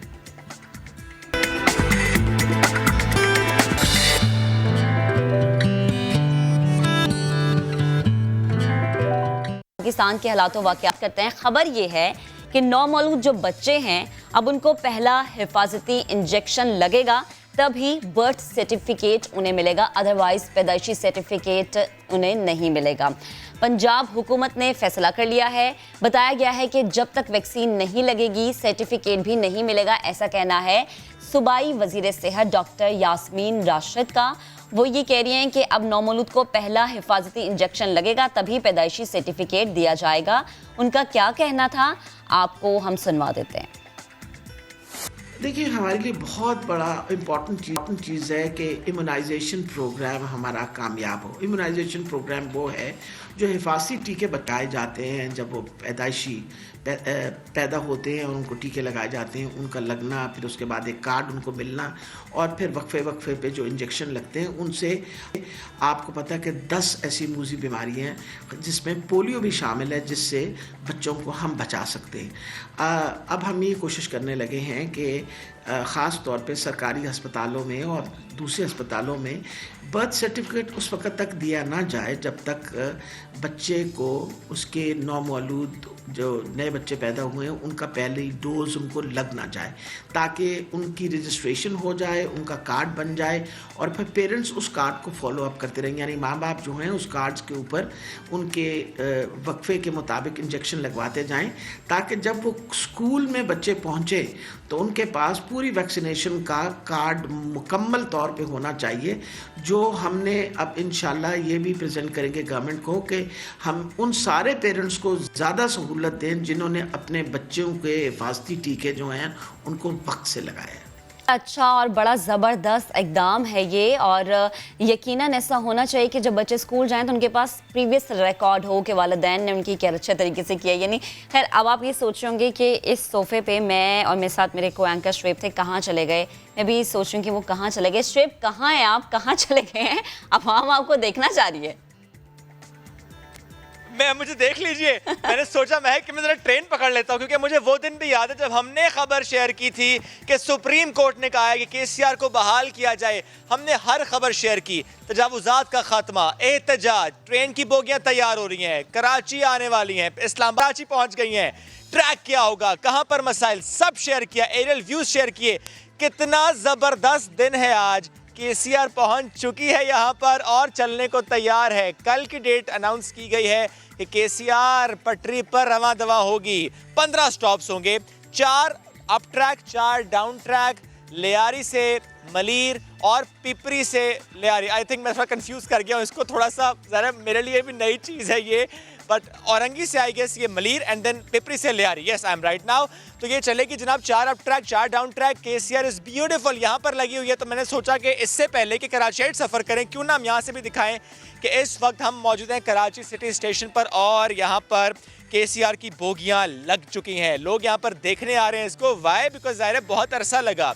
दे वांटेड टू सी कि केसीआर जो है वो कब चलेगी। अब आपको लेकर चलते हैं अंदर। बाहर से तो आपको दिखा दिया है कि बोगियां लगी हैं, लोग यहाँ पर आ रहे हैं। चलते हैं ज़रा अंदर और दिखाते हैं कि केसीआर की ये बोगियां अंदर कितनी ज़बरदस्त हैं, कितना आरामदेह सफ़र होगा। और मैं इस पर फोकस क्यों कर रहा हूँ, ये एक कराची जान सकता है, क्योंकि ये लॉक तो नहीं कर दिया, ये तो मेरा ख्याल है लॉक हो चुका है। इसे अगर खुलवा दें, अच्छा वहाँ से जाना पड़ेगा। चलें आगे चलते हैं, दूसरे गेट से चले जाते हैं। या खुल चुका है जी, खुल चुका गेट। चलते हैं अंदर, आइए मेरे साथ और हम आपको दिखाते हैं कि केसीआर की ये बोगियां अंदर से कितनी ज़बरदस्त हैं। क्योंकि कराची में सफरी सहूलियात मौजूद नहीं है। कराची की बसों की जो सूरत हाल है वो आप भी जानते हैं। ऐसी खटारा बसें जिसमें सफ़र कर नहीं सकते लेकिन सफ़र करवाया जाता है, अंग्रेजी वाला सफ़र करवाया जाता है, हर लम्हे करवाया जाता है। लेकिन अभी आरामदेह सीट्स होंगी, इस पर आप तसल्ली से बैठकर सफ़र करेंगे। जिस भी मकाम पर आपने जाना होगा आप आराम से जा सकते हैं।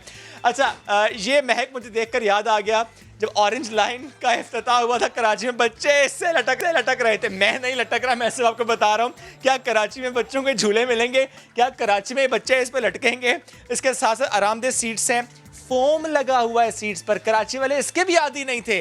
कराची वालों को बिल आखिर फोम की सीट्स मिल गई हैं जिस पर वो बैठ कर सफ़र करेंगे। जहाँ पर जाने, घर से दफ्तर या किसी और मकाम पर बड़े आराम से जा सकेंगे।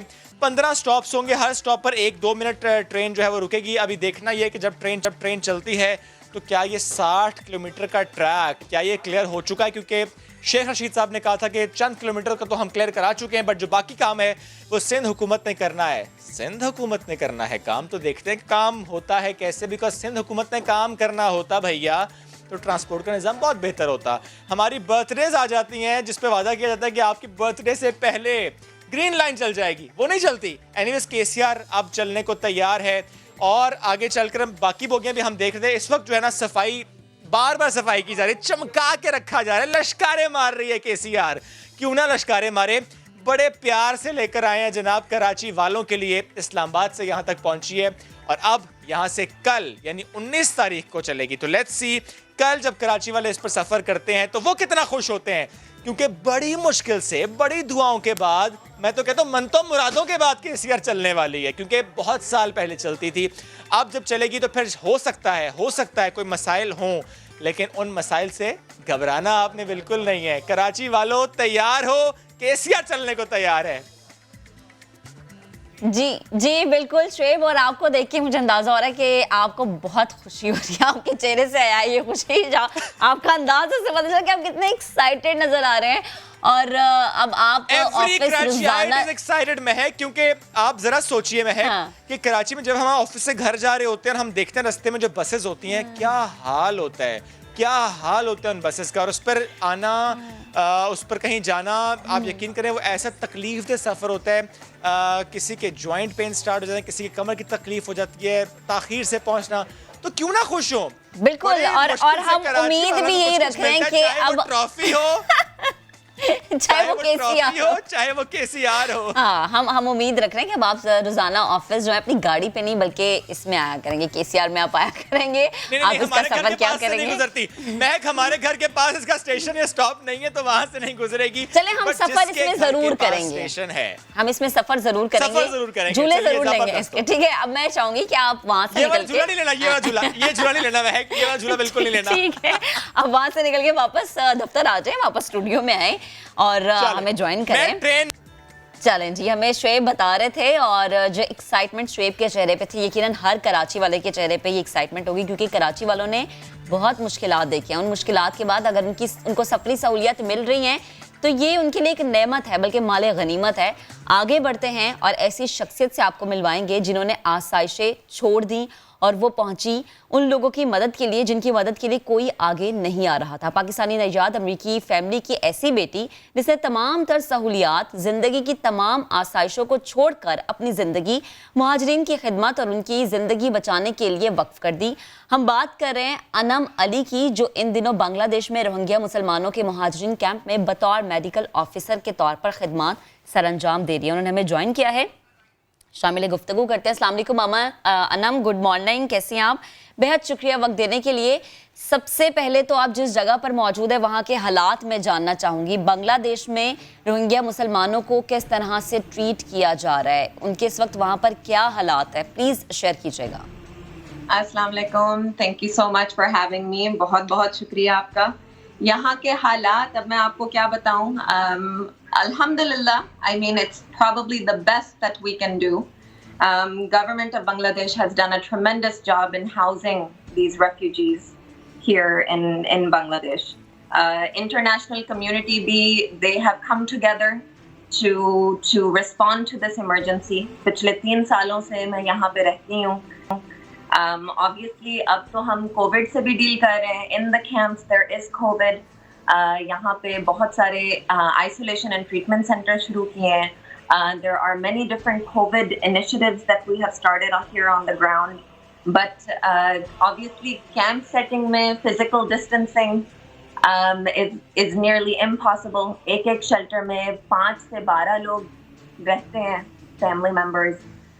Oftentimes, एक toilet या एक bathing facility में 500 to 900 लोग जमा just to use one toilet or one tube well or one bathing facility. So halat to it's very difficult to explain, and it's a very difficult situation. Lekin alhamdulillah, the government of Bangladesh has opened up their hearts and space in their country to respond to this emergency, and the international community has come together to also respond to this emergency with the UN under the guidance of the UN. अच्छा, so we are doing the best that we can.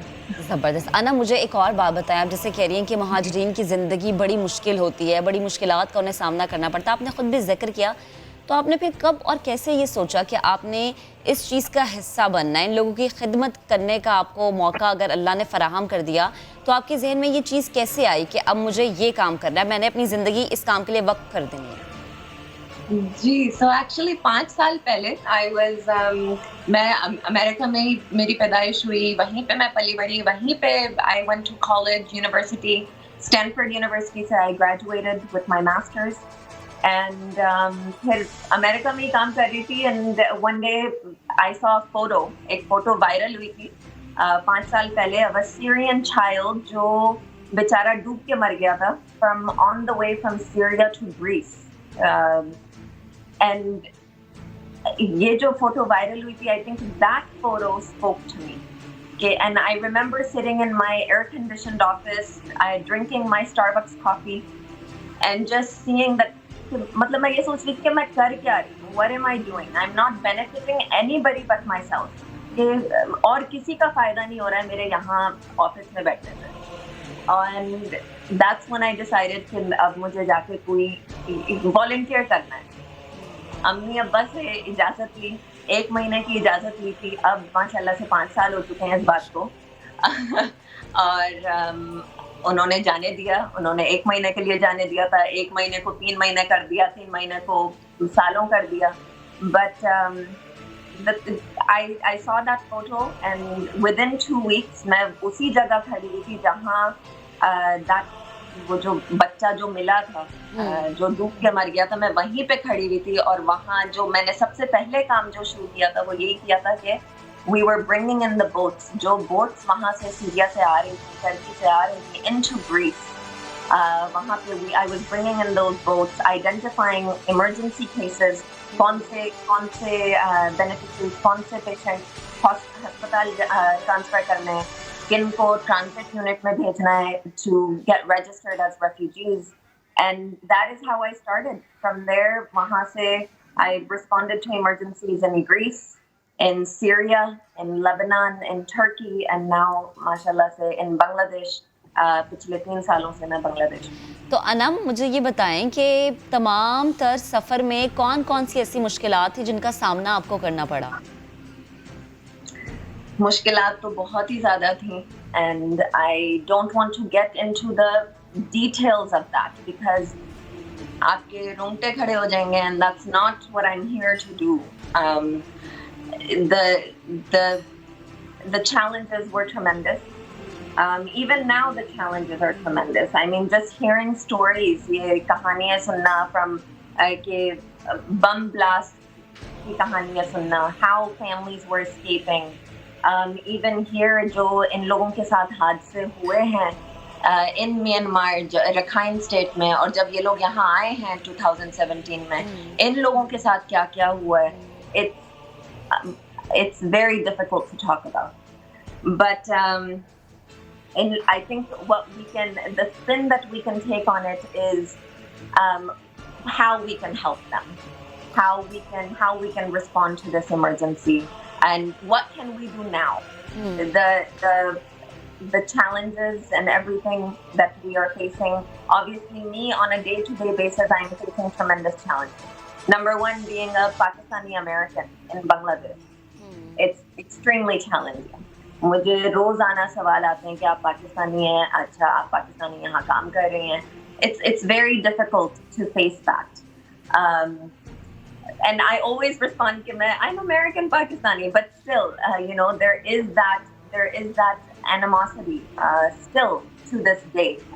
अच्छा अनम, मैं last में एक चीज़ आपसे पूछना चाहूँगी. जैसे कि आपने कहा कि जो यहाँ के लोग हैं उनके लिए भी बड़ी मुश्किलात है, तो रोहिंग्या मुसलमानों की हालत को बेहतर करने के लिए हमारे प्लेटफॉर्म से बैनुल-अक़वामी ताकतों को अगर कोई आप पैगाम देना चाहें कि जो सोए हुए लोग हैं, जो कि अलम बरदार तो बने रहते हैं लेकिन कुछ अमलन काम नहीं करते, तो उनके लिए अगर कोई मैसेज आप देना चाहें? The message होगा पाकिस्तान यूथ के लिए, मैसेज होगा for the healthcare workers of Pakistan, message होगा that to do something different. I'm here to open your eyes that there's a world outside of your world. There's a world outside of the world that we create for ourselves. जो छोटी सी दुनिया हमने बनाई हुई है अपने लिए, सिर्फ डॉक्टर या इंजीनियर बनना है, उस दुनिया के बाहर भी एक बहुत बड़ी दुनिया है और बहुत मजा आता है ये काम करके. And if anybody ever wanted to, I want to be here for that Pakistani individual, for that youth, कि I can help you reach this kind of work अगर आप ये काम करना चाहते हैं. I think that would be my message.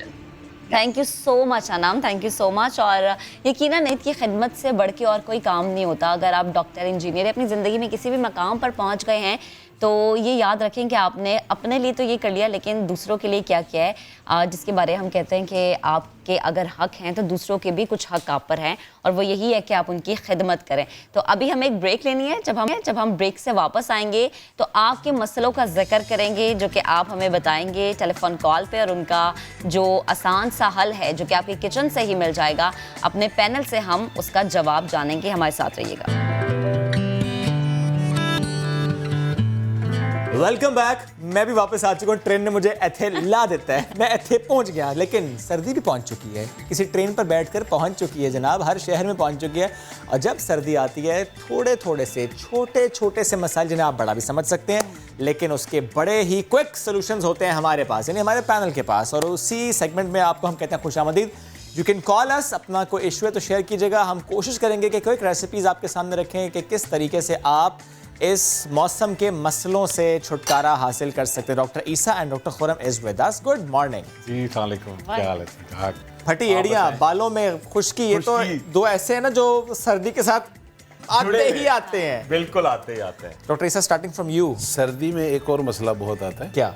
मुझे feedback आता है तो मैं कोशिश करता हूँ लोगों को प्लीज जी, बच्चे बिस्तर में पेशाब कर देते हैं।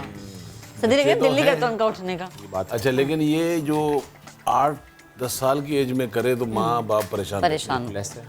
अच्छा, इसका बेहतरीन जो हल है, और 8 से 10 दिन या 15 दिन मोस्ट, बच्चे की आदत खत्म हो जाएगी। अच्छा, आपने करना क्या है, आम के मौसम में जामन आता है, हम जामन खाते हैं, गुठली फेंक देते हैं। बिल्कुल, इसको संभाल के रखें। अच्छा, उस गुठली का आपने पाउडर करना है, जो कि मैं करके आया हूँ। ओके। हमने एक बच्चे को कितनी खुराक देनी है, सिर्फ रात में एक दफ़ा।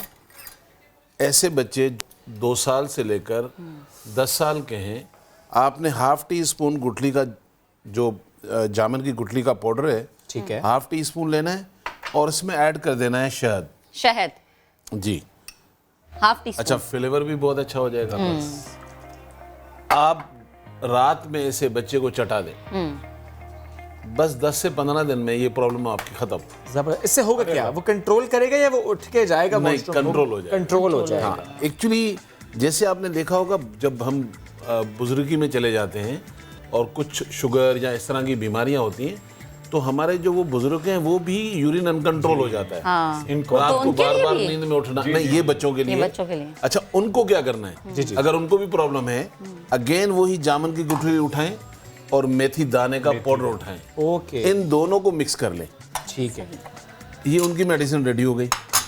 1 टीस्पून ले ली। अच्छा, इनको क्योंकि शुगर है तो फिर तो हनी नहीं डालना। ठीक है, और नॉर्मल इसको मिक्स करके हम वजन मेथी दाना और जामुन की गुठली ½ टी स्पून सुबह शाम लें। अल्लाह ने चाहा मेडिसिन की जरूरत नहीं पड़ेगी। क्या बात है, वेरी क्विक। ये बच्चों और उसके लिए हो गया, क्योंकि सर्दी है, मॉइस्चराइजर चाहिए, सीरम चाहिए, बड़े महंगे और डॉक्टर ईसा के तो वैसे ही महंगे।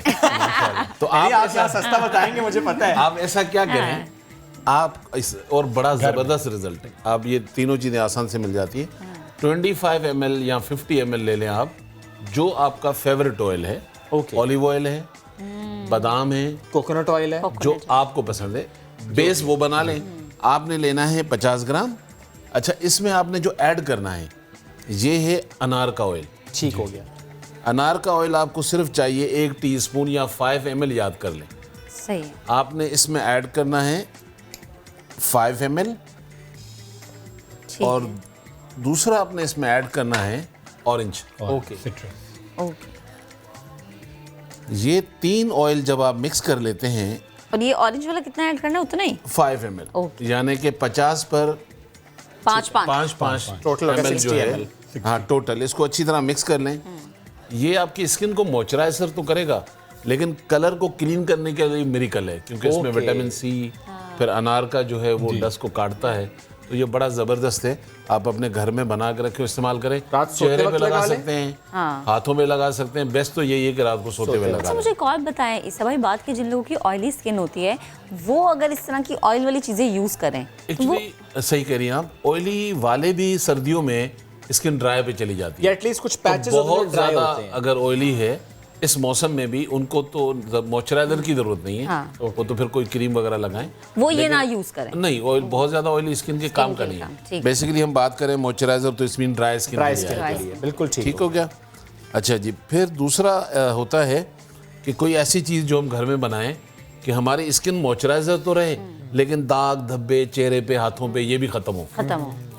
उसके लिए आपने क्या करना है, अनार का जो फूल है जिसे गुले अनार कहते हैं, आप उसका पाउडर ले लें और एटलीस्ट जितना आप बनाना चाह रहे हैं, सपोज करें कि आपने 20 ग्राम लिया है, अनार के फूल का पाउडर ले सकते हैं, अनार का छिलके का पाउडर। ओके, यानी कि छिलका और बेटर काम करेगा। अच्छा, हाँ, तो ये दोनों चीज़ें ऐसी हैं जो लोग अक्सर फेंक देते हैं। और अनार का छिलका ऐसा है कि आपको इजीली आजकल मौसम में बेहतरीन अनार आए हुए हैं। आजकल तो अनार सस्ते भी आए हुए हैं। इसमें आप 20 ग्राम डाल दें संदल पाउडर। संदल पाउडर यानी कि हमने दो चीज़ें मिलाई, अनार के छिलके पाउडर ले लें 20 ग्राम या गुले अनार और 20 ग्राम आपने ले लिया संदल पाउडर। इसको मिक्स कर लिया। मेडिसिन तो आपकी रेडी हो गई। लगाने के लिए अब ये है कि आपने जब भी लगाना है इसमें हनी ऐड करना है। ओके, और आप इसको लगाकर हाथों पर, पाँव पे, जहाँ भी चाहते हैं, इसको एटलीस्ट 25 to 30 मिनट छोड़ दें, जैसे हम मास्क लगा के छोड़ देते हैं। उसके बाद आप जब उतारेंगे तो कलर तो साफ होगा लेकिन स्किन सारा दिन सॉफ्ट रहेगी। जबरदस्त, ड्राइनेस से आप बच जाएंगे। Very quick. सर, एक कॉलर भी साथ ले लेते हैं before we go ahead. We have Nazia from Karachi. Nazia, good morning. Good morning. Nazia, किससे सवाल करना चाहेंगी? प्लीज आप बात कीजिए। जी, अस्सलाम वालेकुम। वालेकुम सलाम। भाई, आप कैसे हो? अल्लाह का बड़ा एहसान है। मुझे ये प्रॉब्लम है कि मेरे शादी को 8 साल हो गए, मुझे अब तक औलाद नहीं हो रही है और मेरे पीरियड जो हर महीने नहीं आते हैं, 3 महीने बाद आती हैं, 6 महीने बाद आती है। मुझे ऐसा टोटका बताएं कि मेरे हर महीने पीरियड हो जाए।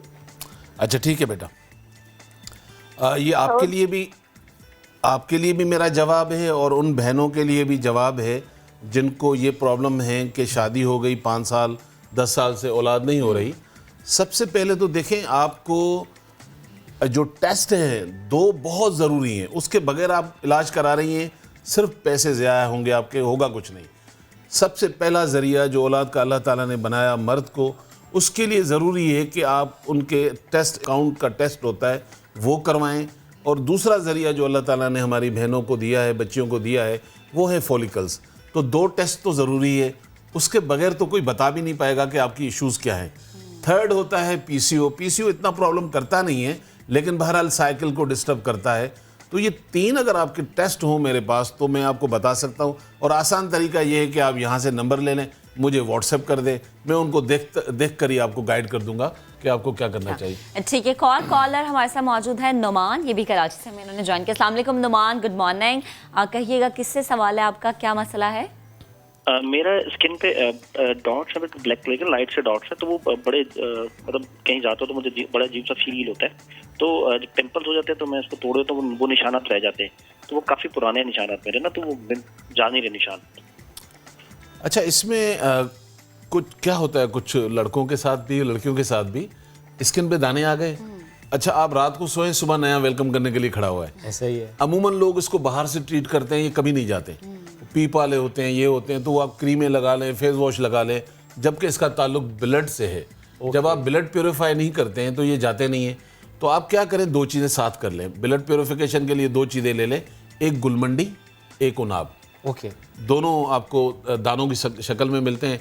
1 कप रोज़ पानी का उठाएं, 4 दाने उनाब, 4 दाने गुलमंडी का, इसका कहवा बनाएं, 4-6 जोश दे दें, 1 कप डेली पिए ताकि आपका ब्लड प्योरीफाई हो।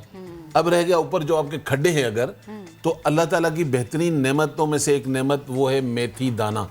वो बहुत सारी चीज़ें होती हैं हमारी क्लिनिक में, लेकिन आप घर पे करें, आप पैसे बचाएं और रिजल्ट भी वही मिलेगा आपको जो हमारी दवाई लेकर करेंगे। आपने लिया आधा कप पानी और आधी चमची मेथी दाने का पाउडर और इसको हल्की आंच पे पकने दें। जब ये जेल हो जाएगा, स्टिकी हो जाएगा, तो ठंडा होने दें। उसके बाद ये पेस्ट उठाएं जहाँ खड्डे हैं, एक्ने स्कार्स। खड्डे भर जाते हैं? अरे सर, 8 महीने।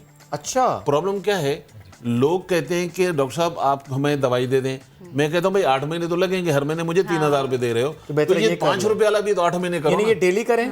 डेली करें। और 1 महीने तक रिजल्ट इसलिए नहीं आता कि मेथी में अल्लाह ताला ने ऑयल रखा है, आपकी स्किन अपने जो टिश्यूज होते हैं उसको रिफिल करने में टाइम लेती है, नए टिश्यूज बनेंगे। यस, जब आप नेक्स्ट मंथ में जाएंगे ना तो आप 10% भर चुके होंगे, अगले महीने जाएंगे 20% तो इसको 6-8 महीने आप करेंगे तो लगेगा कभी खड्डे थे ही नहीं। कोलेजन जो है वो बेसिकली बनना शुरू हो जाएगा, रिपेयर होना है ना, उसको रिपेयर होना है। ये तो आपने बड़ा अच्छा बता दिया जी। अब बहुत से लोग ये शिकायत करते हैं कि खड्डे रह गए ना, उनकी स्किन पे खड्डे रह गए और वो फिर बेचारे फिलर्स भी करवा रहे होते हैं और इलाज भी इतने महंगे महंगे। तो ये घर का आजमूदा टोटका है।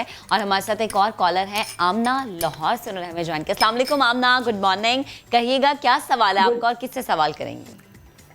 वालेकुम अस्सलाम, very very good morning. Doctor Isa से मेरा सवाल है। वैसे तो उनको बहुत सारी यकीन करें कि बहुत दुआएं देने को दिल करता है कि अल्लाह ताला उन्हें सेहत तंदुरुस्ती दे, और जो कुछ भी वो बताते हैं इतना फायदेमंद होता है ना कि हम लोग उसे यूज करते हैं, हमारे दिल से दुआ निकलती है कि अल्लाह ताला उनको बहुत सारी नेमतों से नवाजे। तो डॉक्टर ईसा, आपकी जो दवाइयाँ जो होती है ना, एक तो रिजनेबल प्राइस पे हमें मिल जाती है, ये कोई मुश्किल नहीं है कि हाँ भी कहीं से नहीं मिल रही है। दूसरा ये कि शुगर का जो भी आप बता रहे थे, तो मैंने टीवी ऑन किया ना, उस वक्त ऐसा हुआ है कि वो आधी रेसिपी वो बता चुके थे आप ऑलरेडी कि वो क्या चीज थी। जो जैसे बड़े मेरे हस्बैंड को शुगर है तो उनके लिए मैं पूछना चाहती हूँ कि वो रात को बार बार यूरिन के लिए उठते हैं, उसके लिए ठीक है वो आप बता दीजिएगा। और एक छोटी बेटी है, उसको जो है फ्लू बड़ा तंग कर रहा है, उसके लिए झटपट वाली मुझे रेमेडी बताएं। ठीक है, ठीक है। आई थिंक जो इन्होंने बात की कि वो शुगर के पेशेंट है, रात को अगेन वो यूरिन के लिए बार बार उठते हैं, जो मैं समझ पाया हूँ, उसके लिए वही रेसिपी जो आप नहीं देख पाई, तो आपने 2 चीज़ें लेनी है, जामुन की गुठली उसका पाउडर बना लें और मेथी दाने का पाउडर बना लें, दोनों हम वज़न होने चाहिए। आधी चमची सुबह शाम दे दें, कोई साइड इफेक्ट नहीं। और शुगर में वैसे ही मेथी का बहुत बड़ा रोल है, जामुन की गुठली का बहुत बड़ा रोल है। जामुन वैसे भी कहते हैं कि जो डायबिटिक पेशेंट्स हैं वो यूज कर सकते हैं। Very good. अच्छा, सेकेंडली जो बच्ची को नज़ला है, आजकल वेदर भी ऐसा चल रहा है, तो कोशिश करें घर में आप वैसे ही नदला नहीं हो तो दें, आप नदले का इंतजार नहीं करें, ठीक है, उसको सेफ रखने के लिए करें। आप 1 कप पानी उठाएं, अगर आप बच्चा बड़ा है तो 1 कप उठा लें। 1 कप में आपने टुकड़ा अदरक का पेस्ट डालना है, अदरक का पेस्ट, और आपने उसके अंदर 1 लौंग डालना है, 1 टुकड़ा दालचीनी डालना है। इसको आप बॉयल करें चाय की तरह, 4-6 जोश आ जाएंगे, आप इसको निकाल लें, शहद डालें और मज़े से पिएं।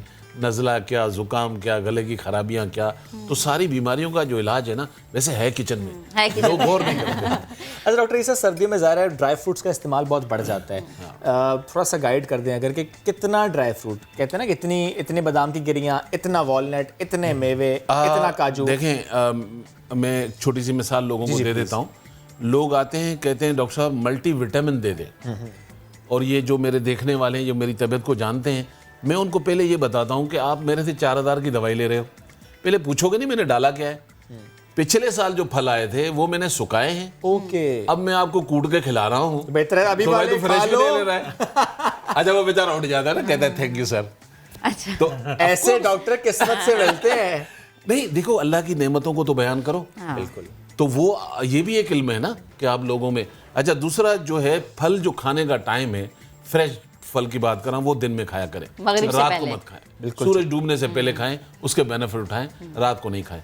अच्छा, ड्राई फल जो है वो आप जितने आपको पसंद है वो सब खाएं, क्योंकि किसी में जिंक है, किसी में विटामिन डिफरेंट अल्लाह ने रखे। सो 2 से 3 जो आप लेते हैं, जैसे अखरोट है, हार्ट वालों के लिए इतना अच्छा है, कोलेस्ट्रॉल वालों के लिए इतना अच्छा है, क्योंकि गुड कोलेस्ट्रॉल को बढ़ाता है, बेड को नीचे ले आता है। बिल्कुल, मुट्ठी भर खा लें, तो मिक्स ड्राई फ्रूट जो आप अगर सब मिक्स कर लें, तो अगर उसका जो है ना वो 50 ग्राम बनता है अगर एक दिन में, तो कोई मसला नहीं, अगर 3-4 मिक्स करके आप खा रहे हैं। ऐसा भी होता है कि ये खाने से फिर चेहरे पे दाने भी तो बन जाता है ना, कि गर्म होता है ये। बेसिकली एक कॉन्सेप्ट है, लेकिन होता ये कि ये उनको ज्यादा होगा जिनके ब्लड में एलर्जी हो और ट्रिगर होती हो, तो वो ये कहते हैं कि भाई दाने निकल आते हैं। दाने हो सकता है किसी एक चीज से हो, मे इट बी वॉलनट और समथिंग। मैं आपको बता रहा हूँ कि मुझे होते हैं लोगों को, मुझे दुनिया भर का फ्रूट खिला दें, ओके, सब खिला दें, लेकिन अखरोट एक दाना दे दें, मेरे दाने अभी 2 घंटे में निकल आए। ओके, मुझे नहीं सूट करता। बस वो हर शख्स इस तरह जो है, अगर आपको कोई चीज सूट नहीं करती तो उससे आप अवॉइड तो आप अवॉइड कर सकते हैं।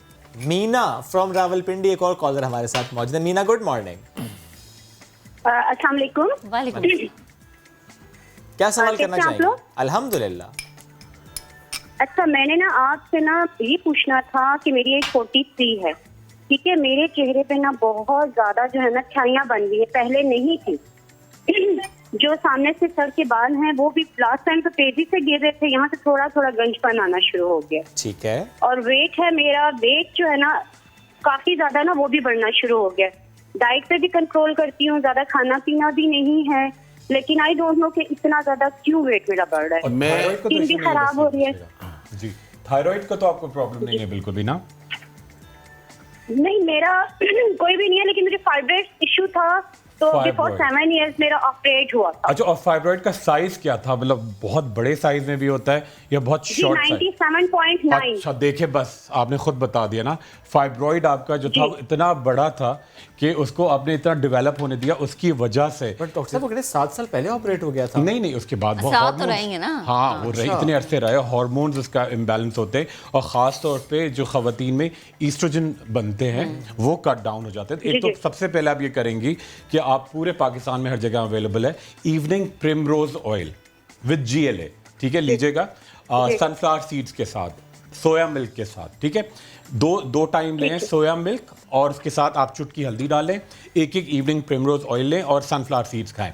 अच्छा, सेकंड चीज़ बड़ी इंपॉर्टेंट है कि L-आर्जिनिन की आपको मल्टी विटामिन में L-आर्जिनिन मिलेगी। आप कुछ भी खा लें, आपका वेट जब तक कट डाउन नहीं होगा, जब तक आपका मेटाबॉलिक क्लॉक तेज नहीं होगी। तो उसके लिए L-आर्जिनिन आपने पढ़ा भी होगा, वो बेस्ट होता है। और थर्ड चीज़ जो आपको ये जो एलोपेशिया का पैटर्न है, ये कहलाता है मेल पैटर्न बाल्डनेस। ख़वातीन में भी ये होता, ख़वातीन में कहलाता है मेल पैटर्न, मर्दों वाला गंजापन आता है। उसकी वजह भी यही कि आपके टेस्टोस्टेरोन जो हैं, जो ख़वातीन में होते हैं, वो लेवल जब आपके बढ़ जाते हैं, ईस्ट्रोजन कम होते हैं, उससे ही होता है। जब आप इवनिंग प्रिमरोज ऑयल शुरू करेंगी तो बहुत अच्छा है।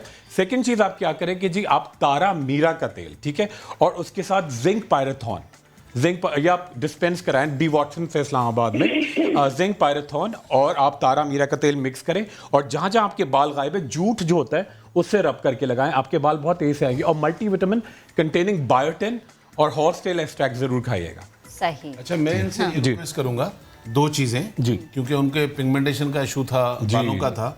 पिगमेंटेशन के लिए बहुत सारी चीज़ें मिलती हैं, लोग यूज़ करते हैं, उनको आर्जी फ़ायदा होता है, जैसे ही छोड़ते हैं फिर निकल आती है, क्योंकि केमिकल बेस होते हैं। तो ये बस आपके लिए खुशखबरी भी है, बाकी लोगों के लिए भी है। आप यहाँ से समा से नंबर ले लें, क्योंकि ये चीज़ें आप बना नहीं पाएंगी। 4 चीज़ें मैं आपको भिजवा रहा हूँ। एक सिरम होगा, एक नाइट क्रीम होगी, एक डे क्रीम होगा, और फेस वॉश होगा। इसे हम कहते हैं पिगमेंटेशन रिजीम।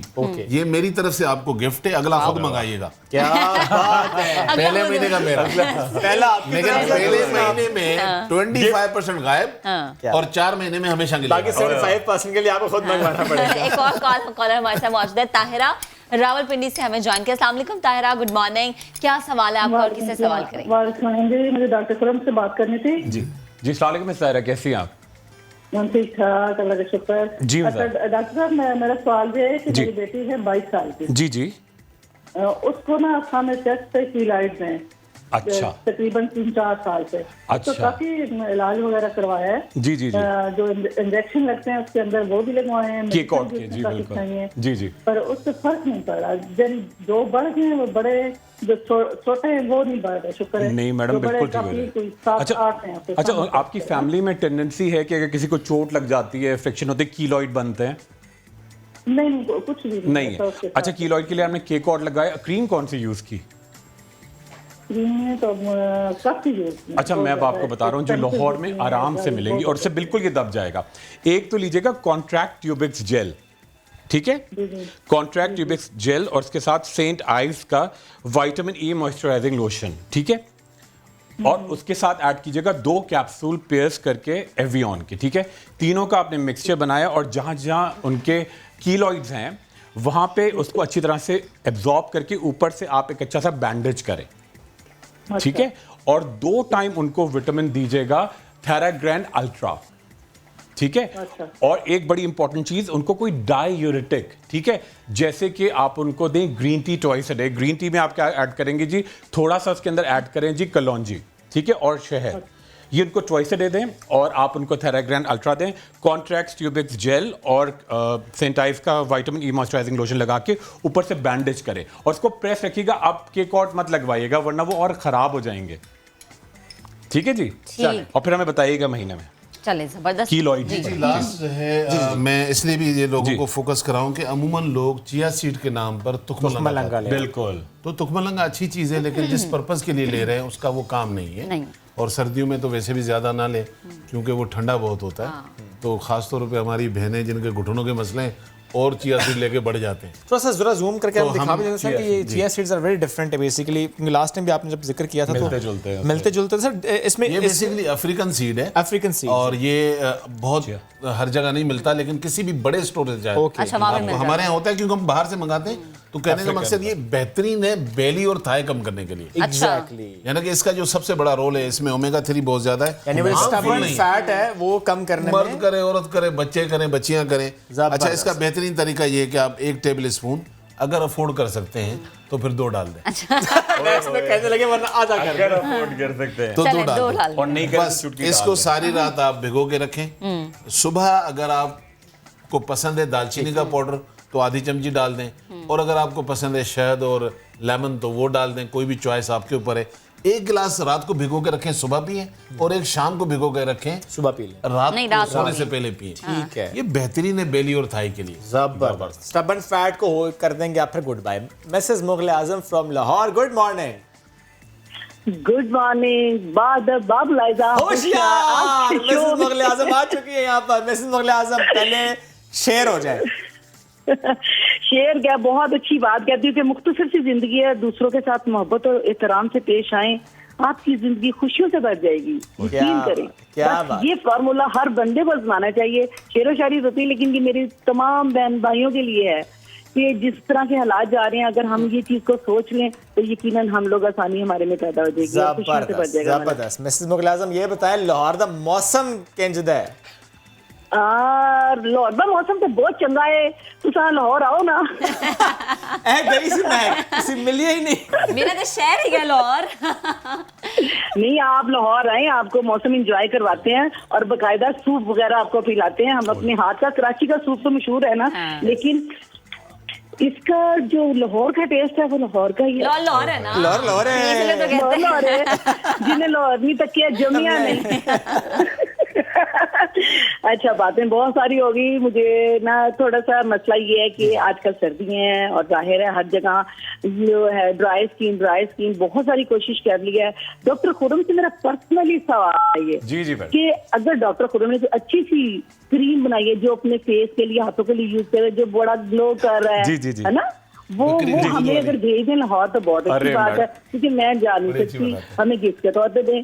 नहीं, बिल्कुल बिल्कुल। ये तो वही सीन हो गया, वो देखें डॉक्टर ईसा ने गिफ्ट भेजा, उन्होंने कहा डॉक्टर खुरम से गिफ्ट मुगल आजम बड़ी हमारी फेवरेट कॉलर है और उनके आपके कॉल के बाद भी हम जिक्र करते हैं। भाई बिल्कुल मैडम के लिए मैं अभी पार्सल तैयार कर रहा हूँ। अच्छा, एक तो मैं आपके लिए ये देखिए, आपके हाथ पैर बड़े ड्राई होते हैं, ये देखिए ये बिल्कुल जबरदस्त है। ये देखिए इसके अंदर क्या है, शहद की मक्खियों का छत्ता, बीज वैक्स, ठीक है, collagen, elastin lotion, lactic acid. ये देखिए पूरा, मैं इसको यहाँ फोकस करूँ किस कैमरे, ये देखिए, ये आपके लिए हाथ पैरों पे आप लगाएंगे, इतने नरम मुलायम बिल्कुल। ये देखिए, ये पूरा इसको हल्का सा ये टच करेंगी हाथ पैरों, पूरा मेल्ट होता जाएगा। ये देखिए बेहतरीन किस्म का। ये एक तो मैं आपके लिए भेजूंगा, और आप लिप्स पे भी लगाएं जिसके होंठ थोड़े डार्क हो रहे हैं, विद इन 7 डेज बिल्कुल पिंकिश लिप्स होंगे, ठीक है। अच्छा, चेहरे के लिए मैं आपके भेजूंगा बकरी के दूध की क्रीम, ठीक है, गोट्स मिल्क की, ठीक है। सेकंड मैं आपके लिए भेज रहा हूँ पिक वाइट, जिसके अंदर है मेरी टाइम एक्सट्रैक्ट, उससे आपका रंग बड़ा गुलाबी।